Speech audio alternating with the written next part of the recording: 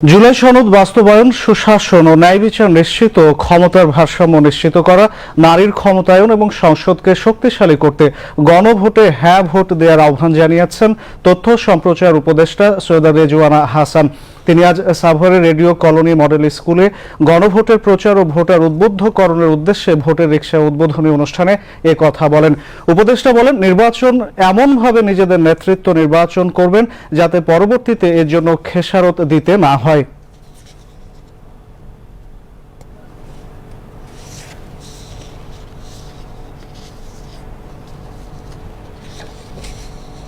আমাদের শুধু একটা আবেদন থাকবে যে এমন ভাবে নিজের নেতা বেছে নেবেন যাতে করে 1 মাস 2 মাস 3 মাসের মধ্যে আর বলতে না হয় এইটা কি করলাম, যাতে আর পস্তাতে না হয়।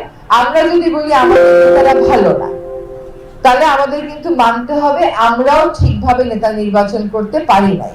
কারণ আমাদের সংকীর্ণ দৃষ্টিভঙ্গি দেশকে হয়তো এমন নেতা নির্বাচন করে দেবে যেটা আসলে দেশের স্বার্থের জন্য ভালো হবে না। কোনটা আপনার এলাকার জন্য ভালো, আপনার সমাজের জন্য ভালো, দেশের জন্য ভালো, সেটা চিন্তা করে আপনারা সাধারণ নির্বাচনে ভোট দেবেন।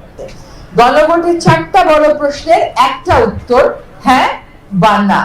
আমরা আপনাদেরকে আহ্বান করব হ্যাঁ ভোটে সিল দিতে। তার কারণ হচ্ছে আমরা মনে করি যে হ্যাঁ ভোটে সিল দিলে যদি এই সংস্কারগুলো যখন হবে তখন দেশের জনগণ প্রকৃত অর্থে গণতন্ত্রের পথে যাত্রা শুরু করতে পারবে। এখানে কিন্তু একটা প্রশ্ন এমন আছে, জুলাই সনদে যে প্রশ্নগুলো উপরে নাই, অন্যান্য ক্ষেত্রে যে রাজনৈতিক দলগুলো অঙ্গীকার করেছে তারা যদি জয়ী হয় তারা ওই অঙ্গীকারগুলো বাস্তবায়ন করবে। তাহলে আপনি সাধারণ প্রশ্নে তো হ্যাঁ বললেনই, সাথে সাথে বাকি যেগুলো রয়ে গেছে ওই বইতে সেগুলো তো আপনি হ্যাঁ বলে ফেললেন। গণভোটে ব্যালট পেপারের রংটা হবে গোলাপি, সেখানে হ্যাঁ থাকবে না থাকবে। আমাদের উদাত্ত আন্তরিক আহ্বান, আপনারা গণভোটে হ্যাঁতে সিল দিবেন। অনুষ্ঠানে কর্তৃত্ববাদী সরকার না চাইলে জবাবদিহিমূলক দেশ, সরকার ও সুন্দর বাংলাদেশ চাইলে গণভোটে হ্যাঁ ভোট দেওয়ার আহ্বান জানান তথ্য সম্প্রচার সচিব মাহবুবা ফারজানা।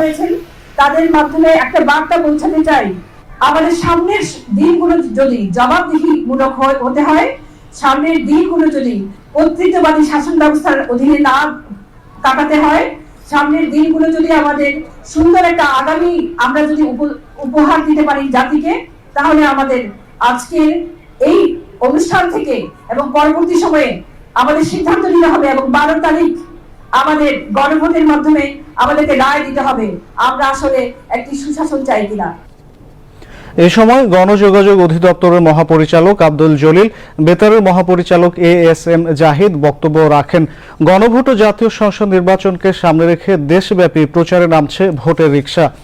এর মাধ্যমে ভোটকে কেন্দ্র করে নির্বাচনী সচেতনতামূলক কর্মকাণ্ড সম্পর্কে ভোটারদের সচেতন করা হবে। ভোটের রিকশা সারা দেশে সফর করবে এবং প্রচারকালে রিকশাগুলোতে জনসচেতনতামূলক বিভিন্ন TVC প্রদর্শন করা হবে।